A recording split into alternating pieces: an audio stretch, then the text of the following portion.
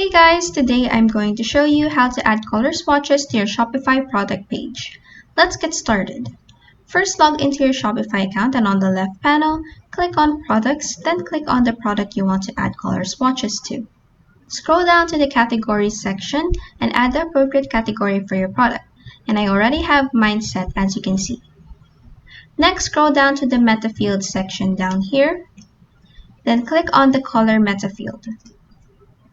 Click on this new menu that appeared and then add the colors you have available for your product. If you can't see the color you need, just click on Add New Entry.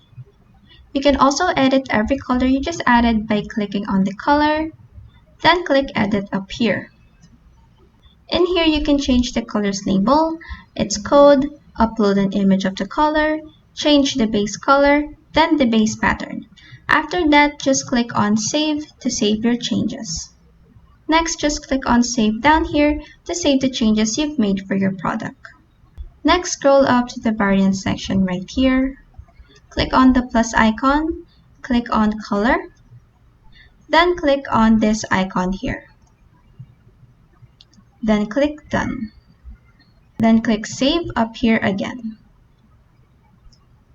And that is how you can add color swatches to your Shopify product page.